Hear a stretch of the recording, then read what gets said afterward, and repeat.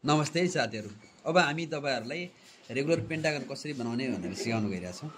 अब सुरुमा यो पेपरलाई मैले आधी च्याते, मैले सानो चित्र बनाउन मन लाग्यो, यो फोल्ड गर्न सजिलो हुन्छ भनेर। अब यसलाई मैले वन फोल्ड गरे, वन फोल्ड भयो पेपर। फेरि यो पेपरलाई म टु फोल्ड गर्छु, यसै गरी गर्नु होला। टु फोल्ड गरे। अब टु फोल्ड, यो फोल्ड गर्दा चाहिँ विचार गर्नु होला, यो बराबर मिल्न पर्छ सबैतिर। अनि टु फोल्ड गरिसकेपछि यति भयो होला तपाईहरुको हेर्नु।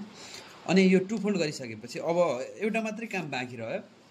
अब यसलाई यो पेपरलाई यस्तो समात्नु, यसलाई समातेर यस्तो घुमाएर यो गाँठो पार्ने भन्छ।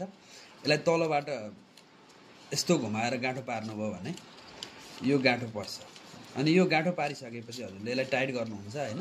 यो टाइट गर्दा यो चौडाइ चाहिँ च्याप्पिन भएन, यो जति छ चौडाइ त्यति नै मेन्टेन हुनु पर्यो। अनि यो चौडाइ अनुसार सबै मेन्टेन भयो भने यो रेगुलर पेन्टागन बन्छ। अब हेर्नु है, हामी बनाएर हेरौँ। हेर्नु है, बनिसक्यो हाम्रो पेन्टागन बनिसकेको अवस्था हो। यहाँनिर यो चौडा चाहिँ बिग्रिन भएन।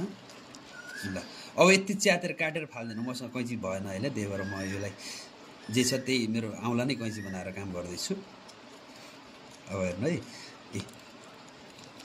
ल यो पेन्टागन बनिसक्यो। हेर्नु 1 2 3 4 5 साइडहरू छ र 5 यो साइडहरू नापेर हेर्नुभयो भने नि सबै साइडहरू इक्वल साइडहरू छ।